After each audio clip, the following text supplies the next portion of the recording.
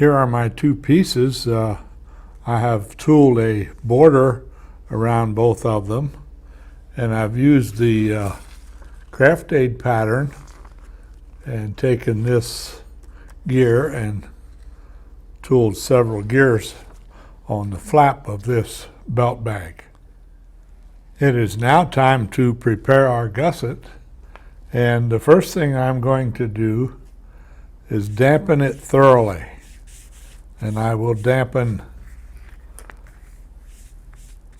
both the top and the bottom. We want to get this damp all the way through, not necessarily soggy, but quite damp. Keep in mind that it'll penetrate a lot faster from the back than it does from the front. So now we'll set this aside for a little while and let the water penetrate. If you notice on our pattern for the gusset, there is a dotted line on both sides of it. We're going to use that as a guide to make fit this up to the sides of the front and the back of the purse. So I will set my wing dividers to exactly the width that dotted line is from the edge. As our leather is beginning to dry out, I will use my wing dividers now and put a very deep line, as you can see. And we will do this on both sides.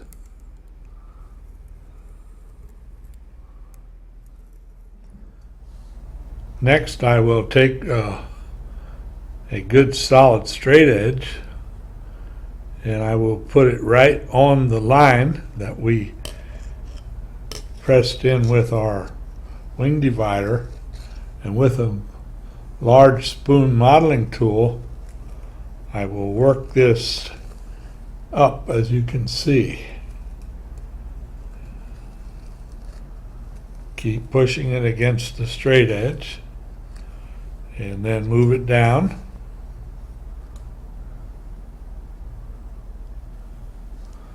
And keep doing that. Now,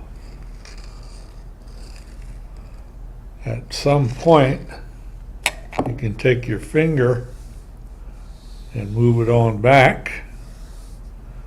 As you can see, I'm getting it up to almost a 90-degree angle.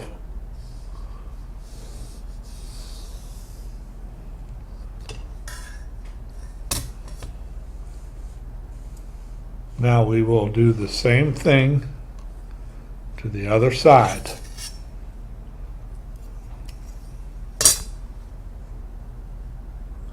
Put it right on the line and lift it up with the modeling spoon and push it against the edge.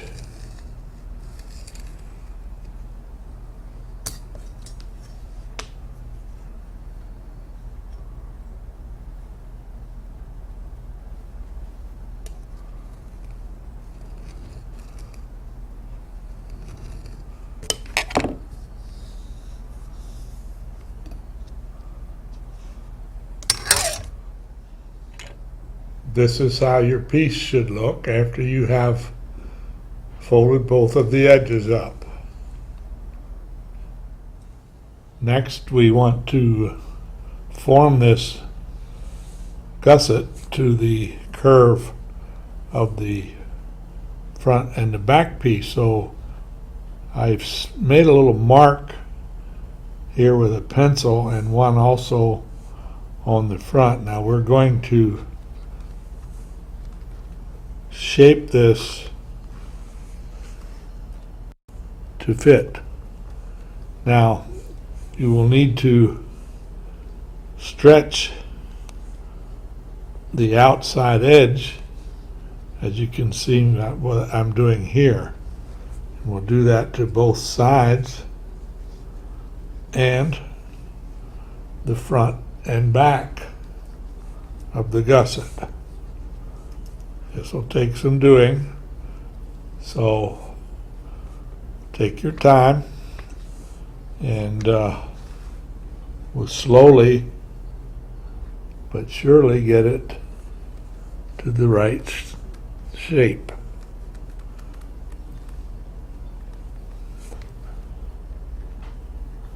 Now, once we get the outer edges stretched,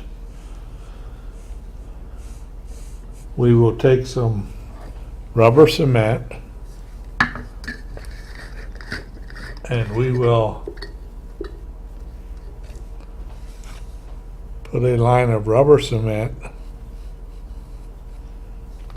on the edge of the front, as you can see. And we'll do this around the sides and the bottom only.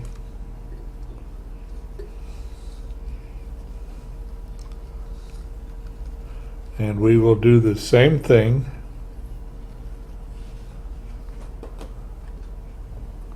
to one side of our gusset.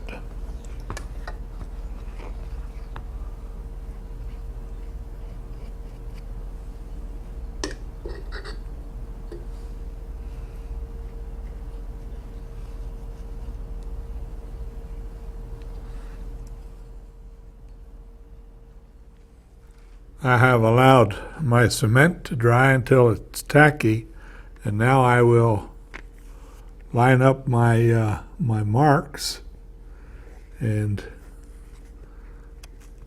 very carefully now I will line up the outer edge until we're exactly flush all the way around. Now, the reason we're using rubber cement here is that later on we can pull this apart, put finish on it, and then put it back together. Now, I'm going to take a modeling tool and press down so that we get a good bond.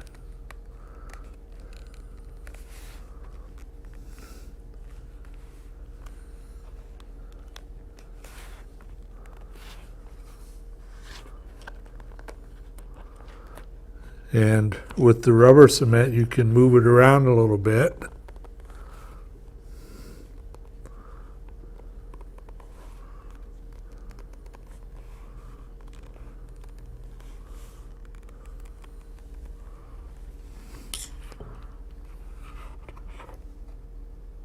Now we will do the same thing over here, and then we will cement the back in place. Keep in mind this is a temporary thing and we'll take it apart later. I have applied rubber cement to the back side here and also to the edge on the gusset. And now we will do the same thing. We will match up the two marks that we made, and we will stick this in place just as we did the other one.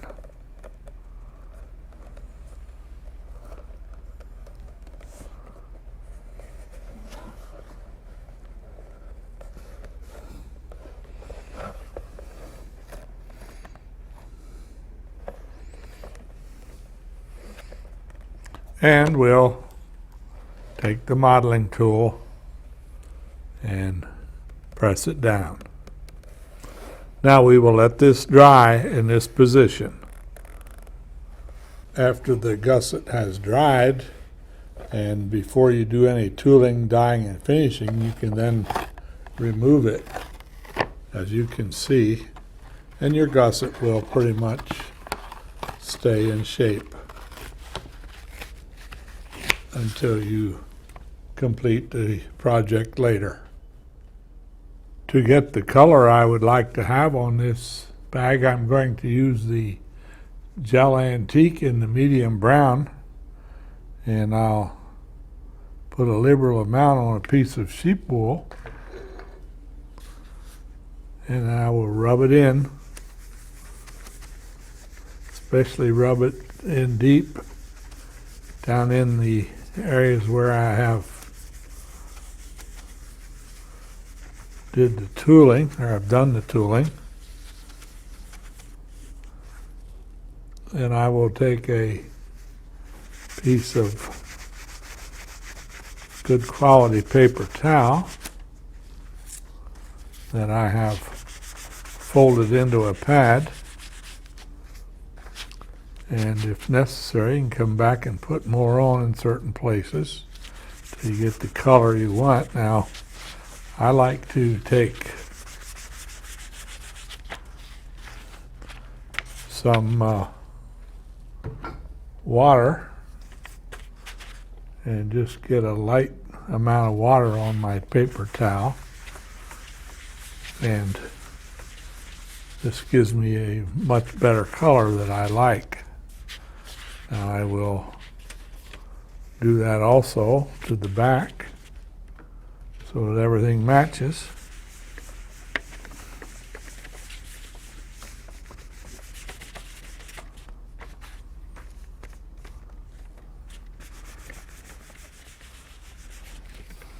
And now I'm going to turn this over and do the back side as well.